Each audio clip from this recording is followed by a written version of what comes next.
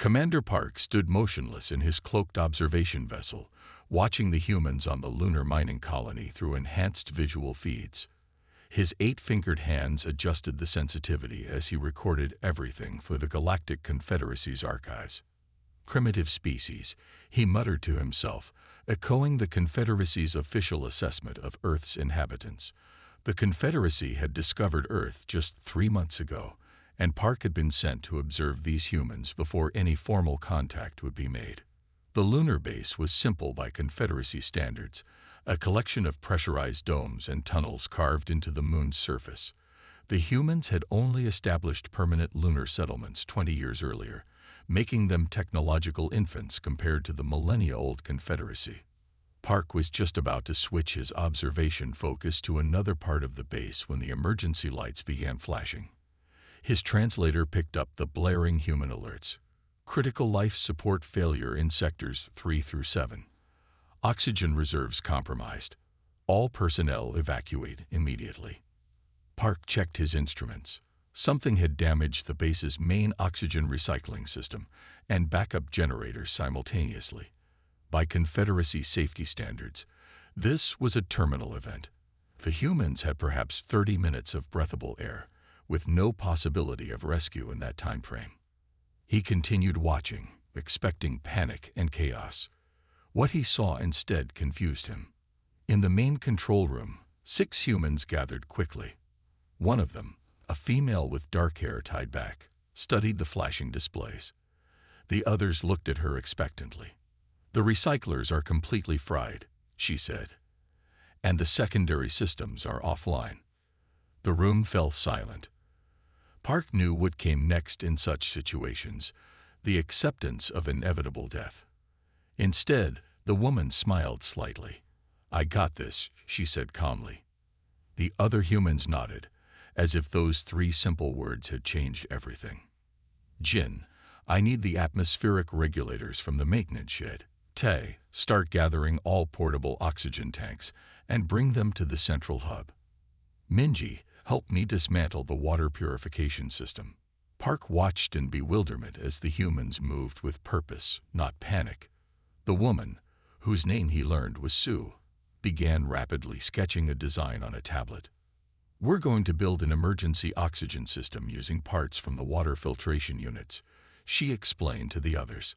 "The carbon filters can be repurposed for CO2 scrubbing if we reconfigure them."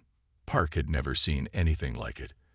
The standard Confederacy emergency protocols would have called for an orderly evacuation to safe zones. When no safe zones existed, individuals were expected to accept their fate with dignity. There were no protocols for impossible situations, yet these humans refused to accept the impossible. In the storage area, Jin had found the atmospheric regulators but encountered a locked door preventing access to crucial tools. Instead of giving up, he simply said, "I got this," and proceeded to use his belt to create a makeshift lever that popped the electronic lock. Meanwhile, Minji and Sue had taken apart the water filtration system, working with surprising speed. When one component wouldn't fit properly with another, Minji simply stated, "I got this," before using a heated tool to reshape the metal connection. Park found himself leaning closer to his screens, completely absorbed. The humans moved with a confident efficiency that defied their technological limitations. They weren't following any predetermined emergency protocol. They were inventing solutions as they went. "Oxygen levels at 18% and falling," announced the base's computer system. "We've got 15 minutes, people," Sue called out. "How's that housing coming, Ta?" "Almost there," Tay responded, welding pieces of metal together. "I got this." That phrase again. Park made special note of it in his records. It seemed to be some kind of psychological trigger that activated when humans faced dire circumstances. Outside the main dome, 2 engineers were attempting to repair a damaged solar panel array to restore power. They wore bulky spacesuits and worked in the vacuum of the lunar surface. When one repair attempt failed, the lead engineer simply said those same words, "I got this," before trying a completely different approach that hadn't been attempted before. Park checked his calculations twice. What the humans were attempting shouldn't work. Their makeshift oxygen recycler violated several principles of efficient gas exchange. Their power rerouting was dangerously unstable. Yet somehow, as the minutes ticked by, their impossible solutions began functioning. Oxygen levels stabilizing at 19%, announced the computer. The humans cheered, patting each other on the backs. Park sat back in his observation chair, thinking deeply. These humans had faced certain death and simply refused to accept it. More remarkably, their confidence in impossible situations seemed to unlock problem-solving abilities that their technological development shouldn't allow. 3 days later, Park submitted his report to the Galactic Confederacy High Command. In it, he described humans as dangerously unpredictable and warned that standard assessments of their capabilities were fundamentally flawed. The humans possess a unique psychological trait, he wrote in his conclusion. When faced with impossible situations, they display a calm confidence summarized in the phrase, "I got this." This confidence activates exceptional problem-solving abilities and a disregard for established limitations. This trait makes them unpredictable and potentially more adaptable than any species we have previously encountered. The Confederacy leaders would debate for months about how to approach formal contact with Earth. But Commander Park already knew one thing for certain. These humans were far more interesting than anyone had expected. Admiral Kim stared at the tactical display as red dots representing Vex warships continued to multiply. 5 years had passed since the Galactic Confederacy had formally introduced themselves to Earth. 5 years of technology exchanges, diplomatic missions, and cultural learning. Now all of it might end here, near the moons of Jupiter, as the Vex Empire's surprise offensive cut through Confederacy defenses like they were nothing. Third defense line breached, reported his second-in-command. Vex forces have destroyed 14 more of our ships. Kim's silver-scaled face remained calm, but inside he felt only despair. The Vex had appeared without warning 3 days ago, their sleek black vessels emerging from jump points throughout Confederacy space. 3 star systems had already fallen. The Jupiter Defense Station was one of the last major strongholds protecting both Confederacy outposts and Earth itself. The Vex weapons technology exceeds our estimates, Kim said quietly. Their shield disruptors are rendering our defenses useless. Through the main viewport, Kim could see the Vex fleet advancing. Hundreds of angular black ships with pulsing red energy cores. Their strange, asymmetrical designs had no clear front or back, making traditional attack runs ineffective. Each ship bristled with weapons that seemed to phase in and out of normal space before firing. "Admiral, we've lost contact with defense platforms 6 through 11, said the communications officer. Remaining ships report critical damage to primary systems. Kim took a deep breath. The battle was lost. Standard protocol was clear. Retreat, regroup, and develop countermeasures. Fighting on would only waste lives and resources. Send the retreat signal, he ordered. All remaining ships to fall back to the Mars defense line. As the order went out, a new signal came in. Kim looked up in surprise. "Admiral, human vessels approaching from Earth orbit. They're requesting permission to join the defense." Kim frowned. "Human vessels? How many?" 7 ships, sir. Mining vessels retrofitted with basic weapons. Their leader is requesting direct communication. "Put them through," Kim said, curious despite the desperate situation. The screen lit up, showing the face of a human male with short black hair and determined eyes. The nameplate identified him as Captain Sung. "Admiral Kim, this is Captain Sung of the Earth Mining Coalition. We're here to assist." Kim stared in disbelief. 7 retrofitted mining ships against the might of the Vex fleet. It was beyond foolish. "Captain Sung, we appreciate your offer, but we are implementing a strategic withdrawal. The Vex technological advantage is too great. I recommend your vessels retreat immediately." Captain Sung smiled. "With respect, Admiral, we've been studying the Vex attack patterns. We have an idea that might work." "Captain, you don't understand. Their shields are impenetrable to our weapons. Their targeting systems predict and counter our every move. This situation is hopeless. The human captain's smile didn't waver. Don't worry about it. We got this. Those words again. Kim had read Commander Park's reports from first contact. That strange human phrase that seemed to presage unexpected solutions. Before Kim could argue further, the human ships accelerated toward the Vex fleet.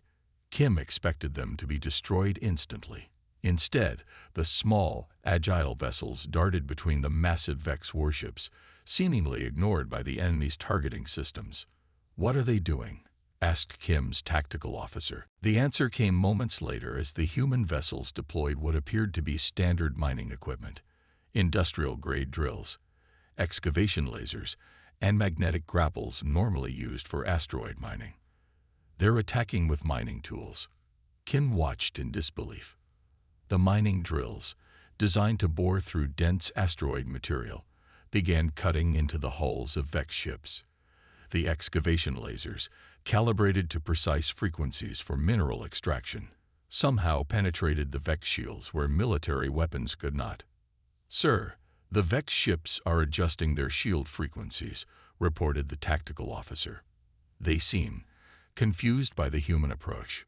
One human vessel deployed magnetic grapples to latch onto a Vex sensor array, then activated its mining thrusters at full power, tearing the array free. Another ship used industrial cutting lasers to slice through the energy conduits visible on a Vex destroyer's surface. The Vex targeting systems are calibrated for military weapons and tactics, Kim realized aloud. These mining tools operate on completely different principles. As the battle continued, Captain Sung's voice came through again. "Admiral, we've discovered their sensor vulnerabilities. If you target your weapons at these coordinates after we disrupt their shields, you can cause critical damage." Kim hesitated only briefly before ordering, "All ships, target weapons as directed by the human vessels." What followed was unlike any battle in Confederacy records. The human ships darted between Vex vessels, using mining equipment to create vulnerabilities, while the remaining Confederacy warships delivered precisely targeted strikes. Then Captain Sung executed his boldest move yet. 3 human ships towed abandoned orbital platforms into the path of the Vex flagship, then used mining explosives, designed for cracking open asteroids, to detonate them in sequence. The resulting energy surge overloaded the flagship's shields. "All ships, concentrate fire on the Vex flagship," Kim ordered. The combined firepower of the remaining fleet struck the vulnerable flagship. For a moment, nothing happened. Then, cascading explosions rippled across its surface. The massive vessel began to list to one side, secondary explosions following the first. The Vex fleet, witnessing their flagship's destruction, began to pull back. Within minutes, they were jumping away to safety, the first time they had retreated since the invasion began. On the bridge of the Confederacy command ship, silence reigned. Admiral Kim stared at the tactical display, now showing the retreating Vex ships. "They actually did it," his second-in-command whispered. "Send a message to Confederacy High Command," Kim said, his voice steady despite his amazement. "The humans have discovered effective tactics against the Vex. Request immediate strategic conference." As Captain Sung's smiling face appeared again on the screen, Kim found himself wondering what other surprises these humans might have in store. The grand chamber of the Confederacy High Command buzzed with tension. 30 alien representatives sat around a massive circular table, their varied physiologies, from the scaled Kim to the many-limbed Noro, all united in uncertainty. At the center of their attention stood Captain Jun Lee, the newly appointed human commander for joint operations against the Vex. "This alliance is unprecedented," said Supreme Commander Toll, his translucent skin pulsing with blue light as he spoke. "Never has the Confederacy partnered with a species so new to interstellar travel." Captain Lee nodded respectfully. He was a compact man with sharp eyes that missed nothing, standing straight in his simple blue uniform with Earth's insignia. We're grateful for the opportunity to defend our shared interests against the Vex threat. It had been 3 weeks since the surprising victory at Jupiter, 3 weeks of debate within the Confederacy leadership before finally agreeing to form this alliance. Human unpredictability had proven valuable in that battle, but many Confederacy commanders remained skeptical. "We will now review the strategic plan for the Proxima defense line," announced Admiral Kim, who had become an unexpected advocate for human involvement after witnessing their tactics firsthand. The holographic display in the center of the room illuminated, showing a complex battle plan with hundreds of ship movements plotted along precise vectors. "The plan involves 16 coordinated attack waves," explained Strategic Commander Mila, her 4 arms gesturing at different elements of the display. "Each movement is calculated to maximum efficiency, with contingency protocols numbered 1 through 73. Captain Lee studied the plan silently, walking around the display. The Confederacy commanders watched him, waiting for the appropriate expressions of approval. Instead, Lee frowned. "This won't work against the Vex," he said simply. The room fell silent. Commander Mila's spotted skin darkened with emotion. "This plan was developed using our most advanced tactical algorithms," she said. "It accounts for all known Vex response patterns." Lee shook his head. "That's the problem. The Vex will analyze this pattern and develop counters before we complete the 3rd wave. We need something they can't predict." Supreme Commander Toll leaned forward. "What do you propose instead, Captain?" Lee stepped closer to the display and waved his hand, collapsing the elaborate plan. "We need flexible engagement parameters, small strike teams with broad objectives and authority to adapt as the situation changes. Hit-and-run tactics instead of formal battle lines." Commander Mila's eyes widened in alarm. "That would create tactical chaos. How would we coordinate our forces?" "We don't over-coordinate," Lee explained. "We give each group their objective and trust them to find the best way to achieve it." "Impossible," said another commander. "Without precise coordination, our forces would be vulnerable to Vex counterattacks." Lee smiled slightly. "Sometimes the best defense is being unpredictable." The debate raged for hours. The Confederacy commanders, trained in methodical, protocol-driven warfare, couldn't comprehend fighting without a detailed plan. Captain Lee remained patient but firm. Finally, Admiral Kim intervened. Perhaps Captain Lee could explain the human approach more clearly. "There seems to be a fundamental difference in our tactical philosophies." Lee nodded gratefully. "The Confederacy builds perfect plans based on known factors. Humans expect the unknown and prepare to improvise. Your strength is precision. Ours is adaptation." "But how can you have confidence in such an approach?" asked Commander Mila. "Without precise calculations, how do you know you can succeed?" Lee considered the question carefully. "When humans face seemingly impossible situations, we have a saying, 'I got this.' You've heard it in battle." The commanders nodded, many having reviewed the Jupiter engagement recordings. "When we say, 'I got this,' it's not arrogance," Lee continued. "It's a promise to ourselves that we'll find a way, no matter what. It's a mental state that focuses our creativity and determination." "A psychological trigger," murmured one of the scientific advisors present. "Yes," Lee agreed. "When the situation seems hopeless, that's when humans often perform at their best. We refuse to accept failure as inevitable." Supreme Commander Tull studied Lee with newfound interest. "This psychological trait, could it be taught to Confederacy forces?" "I don't know," Lee admitted, "but I believe our best chance against the Vex is to combine your technological precision with our adaptability." After much debate, a compromise was reached. The Joint Strike Force would follow a modified version of the Confederacy plan, but with designated adaptive zones where human captains would have authority to improvise as needed. As the meeting concluded, Admiral Kim approached Captain Lee privately. "Our scientists are fascinated by this human phrase and the mental state it represents. They've begun studying it as a potential psychological phenomenon." Lee raised an eyebrow. "Studying? I got this." Kim nodded. "The concept is alien to us.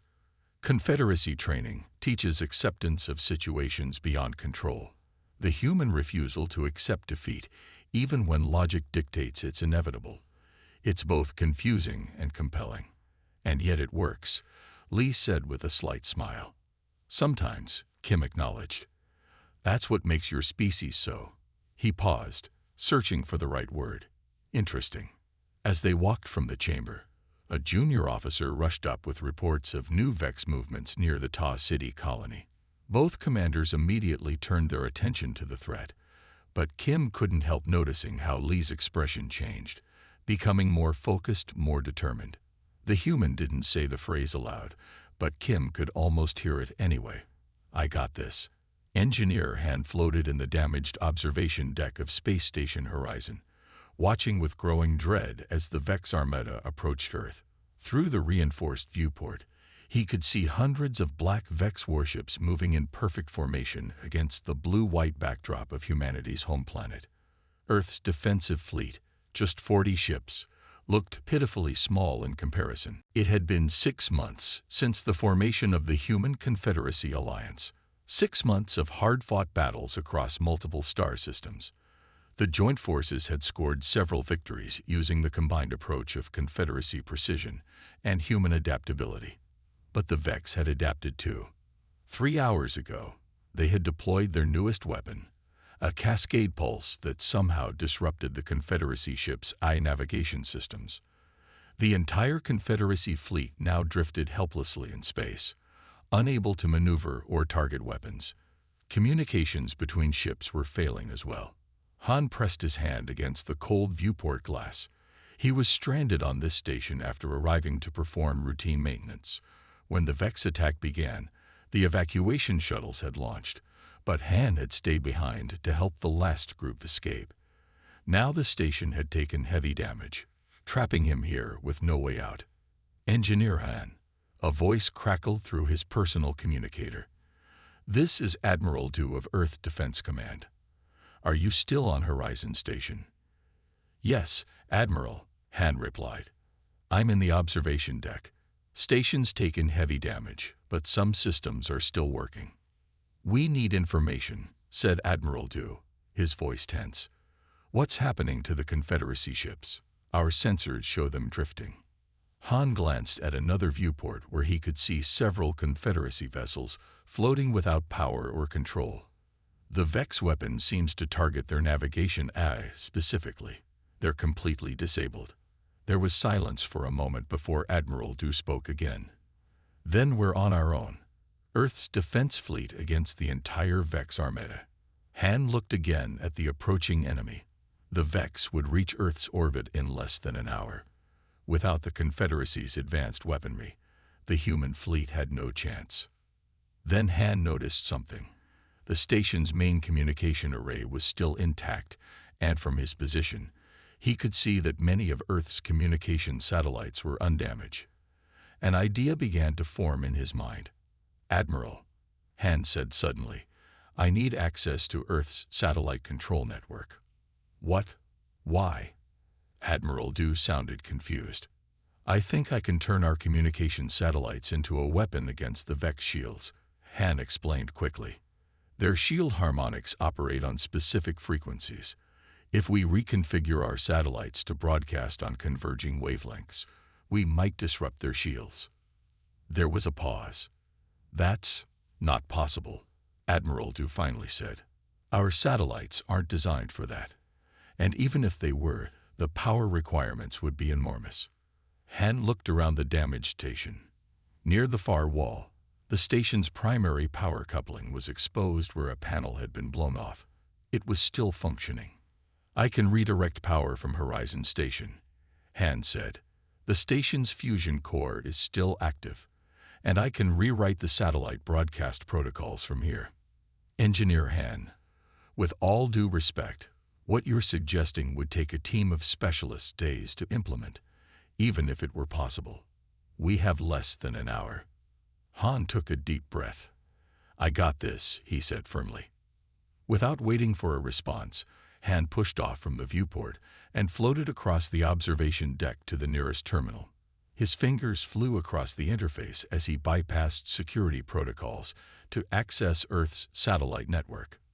Admiral, I need you to authorize emergency override Alpha 70 for the global satellite grid, Han said as he worked. After a brief hesitation, Admiral Du gave the authorization codes. Han immediately began to redirect the satellites, changing their broadcast parameters and linking them in a synchronized network. Next, he moved to the exposed power coupling, carefully rerouting the station's fusion power to the communication array. It was dangerous work. One wrong connection could cause an explosion, but Han worked with calm precision. As he worked, he could hear Admiral Du coordinating Earth's defenses in the background. The situation was becoming desperate. The Vex had begun targeting Earth's orbital defenses, and 2 human ships had already been destroyed. 20 minutes to Vex weapons range for Earth itself, reported a voice over the comm. Han connected the final power coupling and returned to the terminal. Almost ready, he reported. Admiral, when I activate this, have all ships target any Vex vessel showing shield fluctuations. Han made the final adjustments to his makeshift system. The station lights dimmed as power was diverted to the communication array. Warning alerts flashed across his terminal as the satellites began broadcasting at power levels far beyond their design specifications. Activating now, Han announced. For a moment, nothing seemed to happen. Han watched anxiously through the viewport as the Vex fleet continued its advance. Then, slowly, he began to see it, flickering disruptions in the energy fields surrounding the Vex ships. Their normally smooth shields began to waver and pulse irregularly. It's working. Admiral Du's voice was incredulous. Their shields are fluctuating. All ships target the vessels showing shield instability. Earth's fleet launched a coordinated attack, focusing their fire on the vulnerable Vex ships. For the first time, their weapons penetrated the enemy defenses. 3 Vex destroyers exploded in quick succession. The Vex formation faltered as more ships began experiencing shield failures. Their perfect attack pattern dissolved into confusion as they attempted to compensate for the unexpected disruption. They're pulling back, someone shouted over the comm. Han watched as the Vex ships began to retreat, moving away from Earth's orbit. His improvised weapon had worked, creating just enough vulnerability to turn the tide. Engineer Han. Admiral Du's voice was filled with amazement. You just saved Earth. Han smiled tiredly as he watched the Vex retreat. Just needed to think outside the normal parameters, he said. As the immediate danger passed, Han could see some of the Confederacy ships beginning to recover, their systems slowly coming back online. They would have time now, time to prepare, time to adapt. He looked back at Earth, beautiful and blue against the blackness of space. Sometimes, he thought, all you needed was the confidence to say, I got this, and then the determination to make it true. The golden light of 3 suns streamed through the tall windows of the Confederacy Council chamber. Representatives from 200 worlds sat in rising tiers, their diverse forms all focused on the heated debate below. These humans are simply too unpredictable, insisted Council Member Zin, his crystalline body glittering as he gestured emphatically. Yes, they helped us against the Vex, but what happens when this war ends? Their adaptability makes them dangerous. Their refusal to accept logical limitations makes them unpredictable.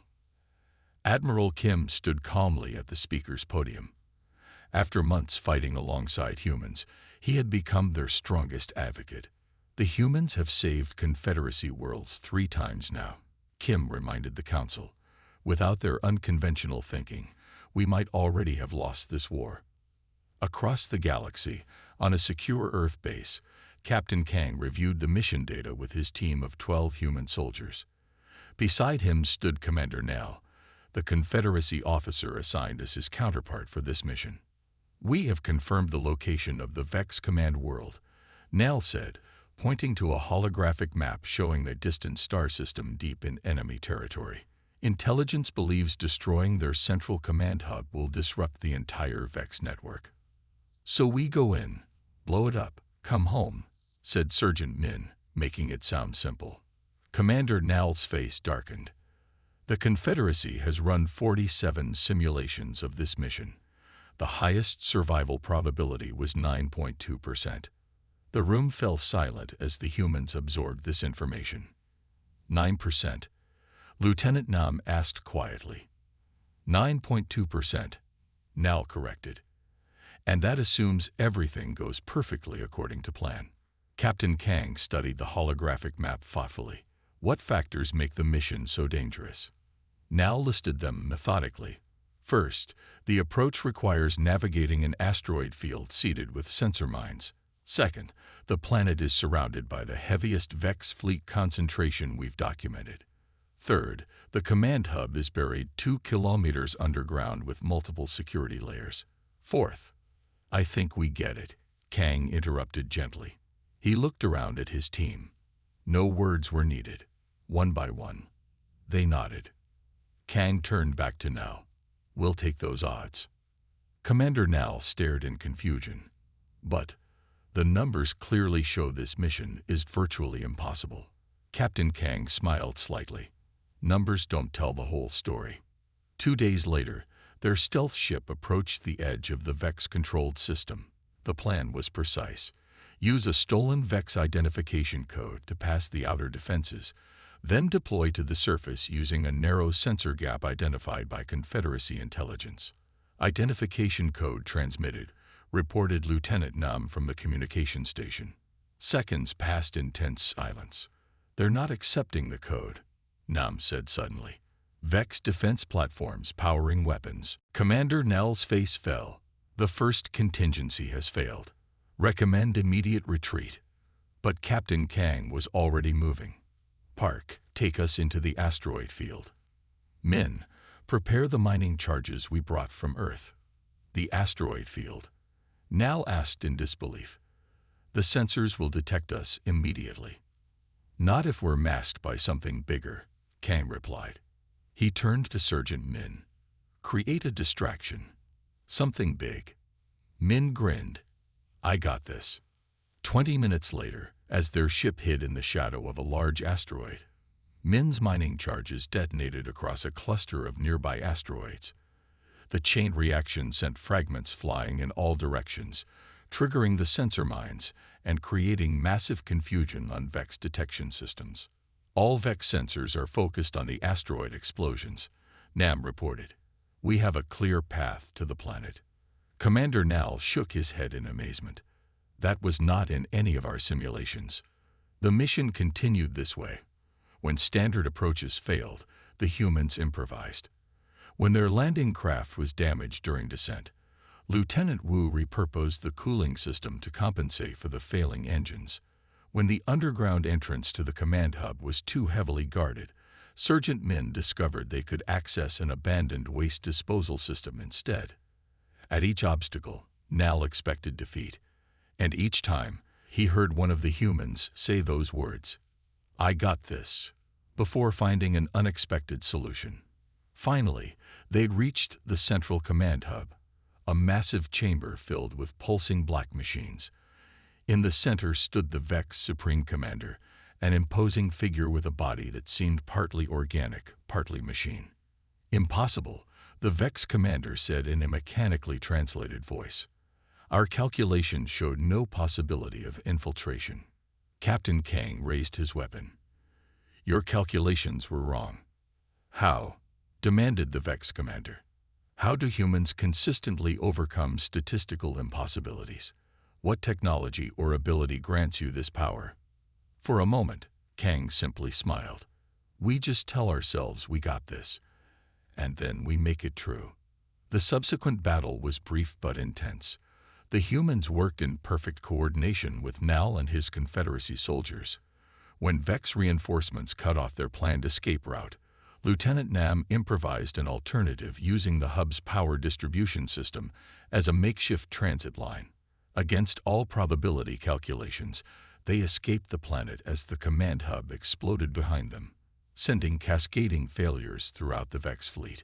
3 weeks later, the Vex Empire surrendered unconditionally. In the aftermath, The Confederacy Council convened again to discuss the future of their alliance with Earth. The debate was shorter this time. The Confederacy has always valued precision, calculation, and adherence to proven protocols, said Supreme Commander Toll. These values have served us well for millennia. But the Vex War has taught us that there are situations where these values alone are insufficient. Admiral Kim stood proudly as the Council unveiled a new battle protocol for Confederacy forces. It was officially designated Adaptive Response Protocol 117, but everyone already knew its unofficial name, the I Got This Protocol. Sometimes, Kim explained to the gathered representatives, victory is not determined by superior technology or numbers. Sometimes it is won in the mind, by refusing to accept defeat even when logic suggests it is inevitable. As the council meeting concluded, Commander Nal approached Admiral Kim privately. I still don't fully understand how they do it, Nal admitted. This human ability to face impossible odds with confidence. Kim thought about Captain Kang and his team, about Engineer Han at the Battle of Earth, about all the humans he had fought alongside. Perhaps, he suggested, it's not about understanding it. Perhaps it's about believing it. Across the stars, humanity continued to look upward with that same limitless confidence. The galaxy had learned what humans had always known. Sometimes, the battle is won the moment someone says, I got this, and truly believes it. The end.